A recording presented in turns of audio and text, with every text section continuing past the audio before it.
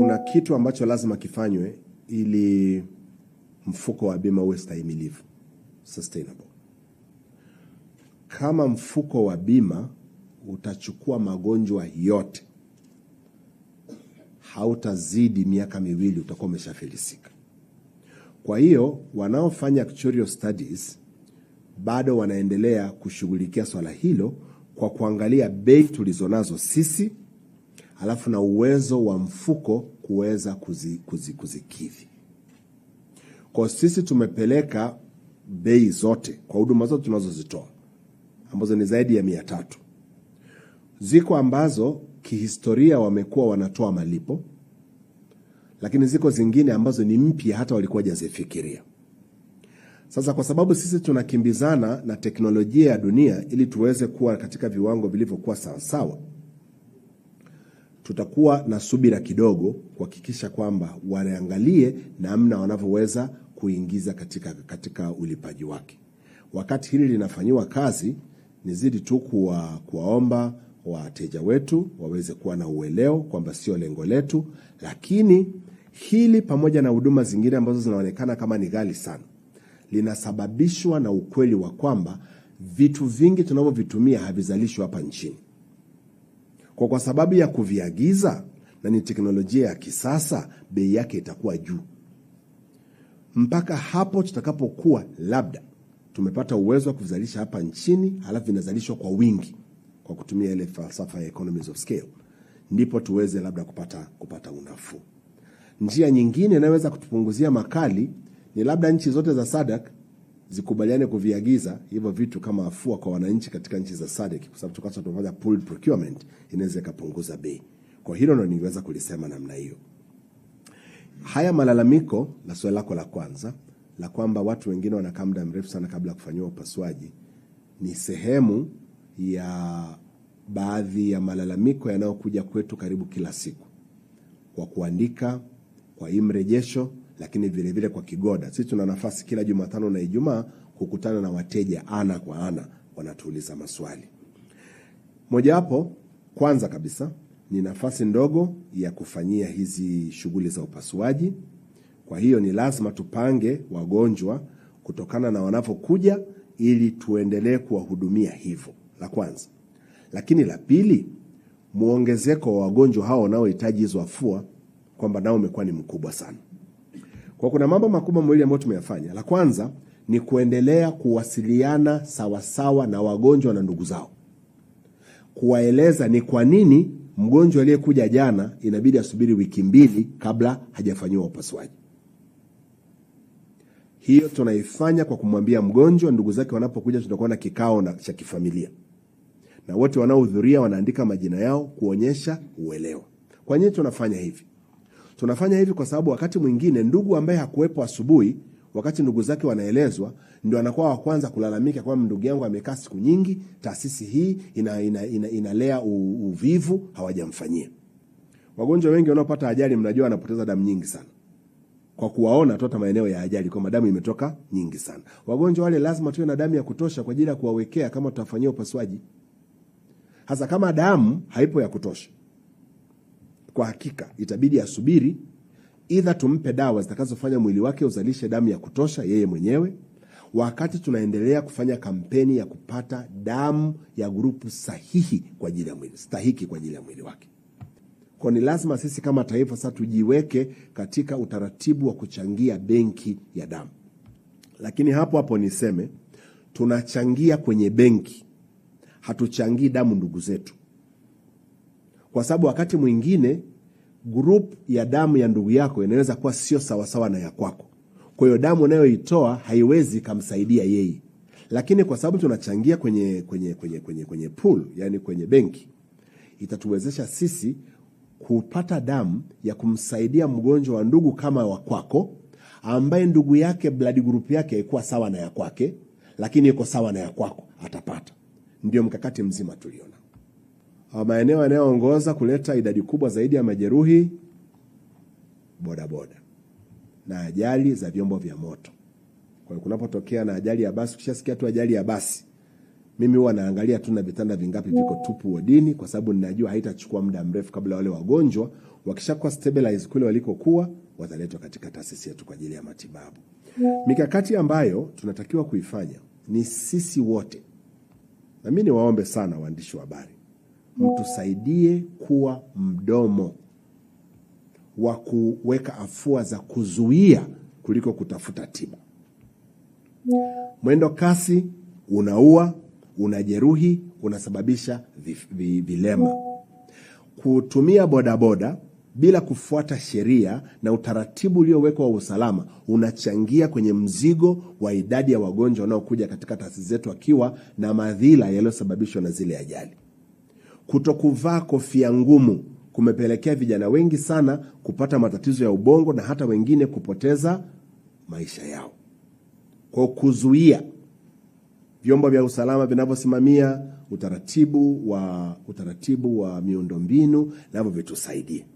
Lakini vile vile watumia barabara nao waongeze uangalifu, kwa sababu napata aina tatu za wagonjwa: watumia barabara, abiria na waendesha hizo miundombinu. Kwa wote tushirikiane kwa umoja wetu kuhakikisha kwamba barabara zetu zinakuwa salama na watu wanatoka majumbani kwao, wanaenda kazini, wanarudi majumbani kwao wakiwa salama bila kupata athari za magonjwa haya yanayosababishwa na ajali. Sisi hatuna mgogoro na wataalamu wa tiba asili, kwa sababu wagonjwa waliopo ni wengi, na kama ulinisikiliza kwa makini, hatuwezi kuwamaliza wote. La pili, sisi hatushawishi wagonjwa waje kwetu. Tunawaambia uwezo wetu, wao wanachagua kuja kwetu. Na hii tukumbuke ni sheria iliwekwa mwaka 1933 na wakoloni, ikitoa nafasi sawa kwa wataalamu wa tiba za asili na wataalamu wa tiba za kisasa. Tunaweza, baada ya kuwa tumelifanyia utafiti, tukatoa ushauri kama tunavyotoa ushauri kwa wale wakina mama wakunga wa jadi, kuwafundisha ili mama anayekwenda kule wawe inakuwa ni barabara ya kumpeleka kwenye vituo vya kutolea huduma ya afya ya kisasa. Nikwambie hivi, hili swali lako limezalisha utafiti ambao utafanyika, na katika miaka miwili tutakuwa na nafasi ya kujua nani anafanya vizuri, nani anachangia kwenye matatizo ya uvunjifu wa mifupa kuwa kubwa zaidi kwa afua anayoifanya yeye kuliko wenzake. Na huyu atafundishwa ili, kwa sababu ya kutokuwa na ujuzi, aweze kuwa ni kituo cha kuleta rufaa kwa vituo vitakavyotoa huduma stahiki. Lakini hatuwezi kusema serikali ipige marufuku. Hapana, kwa sababu hawa wote wana mchango wa kuboresha afya za wananchi. Tofauti tu ni viwango vya ujuzi na ufanisi katika kazi zao. Tunaendelea kuboresha miundombinu na kufanya mawasilisho mbalimbali kwa wote watakaohusika na shughuli hizo, kama walivyofanya wakati wa CHAN. Tukatoa huduma masaa 24 siku 7 kwa muda wote ambao hawa watu walikuwa hapa. Kwa hayo ndio maandalizi tuliyoyafanya. Lakini kwingineko, kuzuia ni bora kuliko kuponya. Kuna wakina mama wanakuja kwa sababu ya uzee na mifupa kusagika. Kuna wakina baba wanakuja kwa sababu ya uzee na mifupa kusagika. Kuna wakina kaka wadogo, wakina dada wadogo wanaoanguka wanapocheza, nao wanakuja.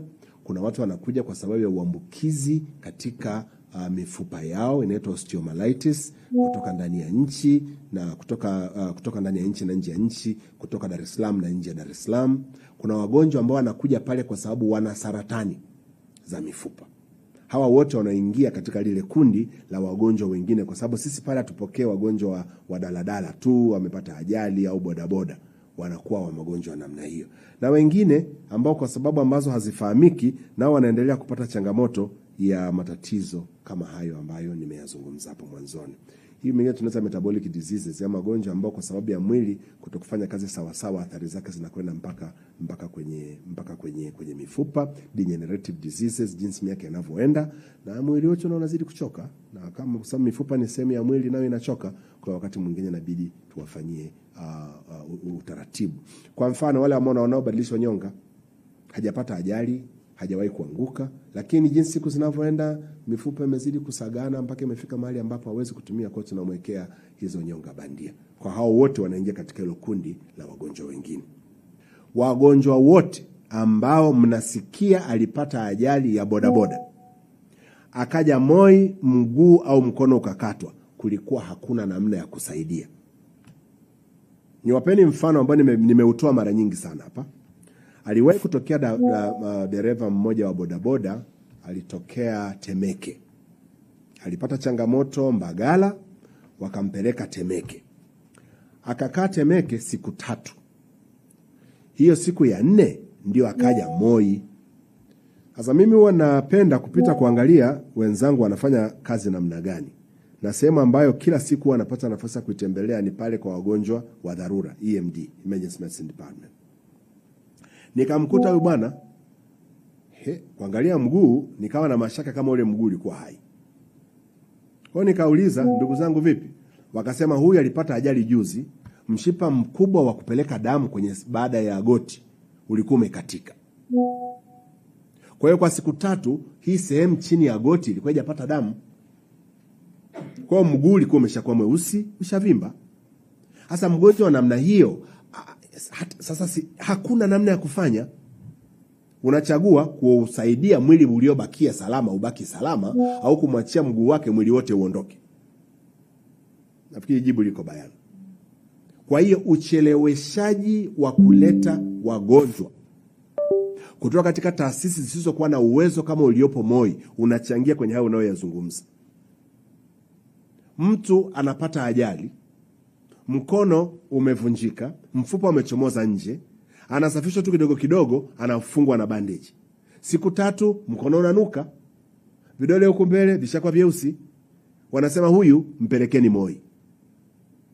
Hasa kwa sababu ajali iliyosababisha ule mkono kupata hiyo changamoto ilikuwa bodaboda, na mwishowe anakuja MOI, na MOI wanasema mkono huu ulishakufa na unakatwa. Taarifa itakayopelekwa ni gani? Alipoenda kwenye hospitali ya kwanza walimfunga. Sisi tunaofanya hizi kazi ni binadamu. Tunatumia kila aina ya afua kuhakikisha kwamba kiungo kipo, kwa sababu kiungo bandia hakiwezi kuchukua sehemu ya kiungo halisi. Hakiwezi. Kwa hiyo ndugu yangu nikwambie wewe na wananchi wote wanaotusikiliza, taasisi inafanya kila kinachowezekana kuweka uwezekano wa vile viungo visikatwe. Ni pale tu ambapo inakuwa ukikiacha mgonjwa anaweza kadhurika. Si kama wagonjwa wa kisukari, mnajua yale mambo yao, wakipata kidonda kisipotibiwa wanaishia kufanya nini? Sasa tutasema wagonjwa wote wa kisukari wamekatwa miguu? Hatuwezi kusema hivyo. Naamini hilo nimeliweka kwa namna ambayo inaeleweka.